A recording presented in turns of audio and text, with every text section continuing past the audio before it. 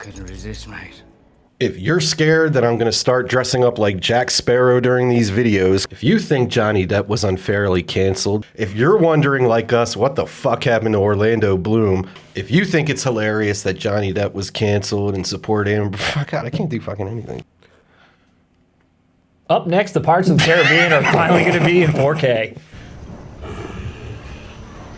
Out January 4th, 2022 on 4K Ultra HD from Disney. Coming at you from Disney, Pirates of the Caribbean, The Curse of the Black Pearl. So this is the second Pirates of the Caribbean film to get a 4K release, with Dead Men Tell No Tales being the first.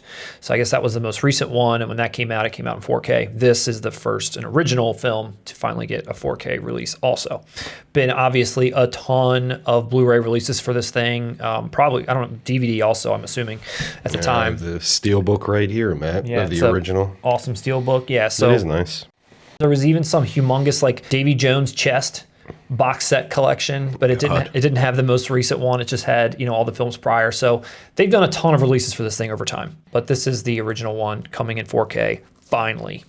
So there's no information on any additional 4K releases at the moment other than this one. However, Australia has announced that on December 15th, they're going to put out their Pirates of the Caribbean 5-movie collection in 4K. The picture they show is just a regular old case, so maybe it's just, you know, all 5 films jammed in there. Doesn't look like there's really much fanfare, but nothing official has been shown yet. But this comes out in December. Well, I'm going to stop you right there. There is no human being alive who has enough time to watch all these movies. I know exactly what you mean, love. If you thought The Green Mile was long... How long are these movies? Dude, part 3 is like a 4-week event. Is it really? Oh my God. Are they really that long? Dude, I am so happy that Disney is just putting out the original. That's the only one I want. It's the only one worth watching. It's not good, it's great. Yeah. It's a great blockbuster. In my opinion, one of the last great blockbusters. Really? The sequels, like I said, I stuck with 2 and 3. I was giving them chances, but yeah, I mean, when I looked at this, gave up there. When this movie came out and I looked at this thing, I'm going to be honest, like I never was like a person that wanted to go out and see anything Johnny Depp was doing, like beyond some of the earlier stuff when I was a little bit younger. And I did like Lord of the Rings, but this looked like not the Orlando Bloom that I wanted to see. Didn't really know or care for Keira Knightley. She's like only 18 in this movie. It's like, I don't know if this is one of her first or something, but didn't know who that was. Jeffrey Rush, don't know. Pirates, blah. I just never wanted to see this at all. You're not a eunuch, are you? But I know what's like Jerry Bruckheimer and like Hans Zimmer and Gore Verbinski or whoever the players are. I mean, they're bringing spectacle, I'm sure, to the proceedings.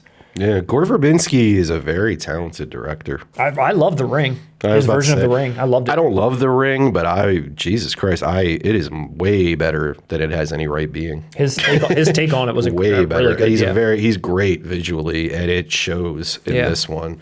What's so fun about this one, and this was before Jack Sparrow became oversaturated and everyone got tired and sick of it. I'm Captain Jack Sparrow. What's so fun about it is this movie has the traditional good guys and bad guys, but Jack Sparrow, and we weren't familiar with him yet, Johnny Depp's character, he's his own man. He has his own intentions. He only cares about his ship. So while the plot's unfolding, like, he might be on the bad guy's side, and once they're on the good guy, you never quite know. I'm Captain Jack Sparrow. And it's really fun to watch because it's like he's a wild card, and it makes it more comedic rather than just a straightforward pirate movie, which would have been boring as fuck, honestly. What made me want to see it, I was like you, with the exception of I am a Johnny Depp fan. Okay. I grew up on a lot of his stuff. I'm a fan. This is what made him A-list in the mainstream. Yeah, I'd say. And after this is where a lot of people are like, I fucked Depp. After this is where he changed and blah, blah, blah. I may have deserved that. What's hilarious behind the scenes, or whoever was the head of Disney at the time, in the screening room, literally stood up in front of everybody, pointed at the screen and said, he fucked us, and was like so fucking angry at Johnny Depp because he was playing this character like the way we know it. I'm Captain Jack Sparrow. Yeah. He was playing it like Keith Richards, like all weird. Bruckheimer had to fight to keep him on. He was like, no, like, shut up. He's in it doing this. Yeah. And you know, like, without even seeing it, what happened? This movie became massive and based solely on him. Yeah. He was the star. He's the star. He was what everybody loved. Nobody cares about Orlando Bloom. Yes.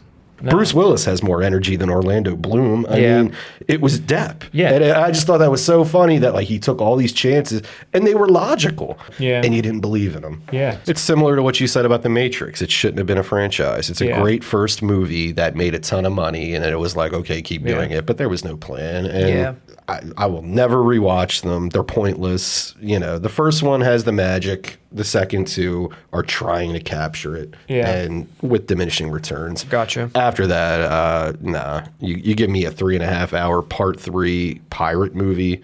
Even if it was good, like why 3.5 hours? It was nominated for a lot of stuff too. He was nominated for Best Supporting Actor. The only thing that it got was a MTV Movie Award and a couple of Teen Choice Awards.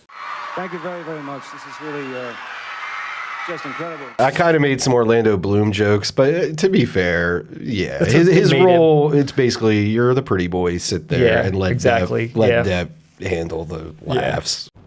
I'm Captain Jack Sparrow. I honestly, 90% of people I would say blind buy. I mean, who hasn't seen this besides you at this point? But Okay. you in particular, I know you're not big on Depp. I don't know. Am I into Schwartzbuckling? I would say, I mean, I'm not.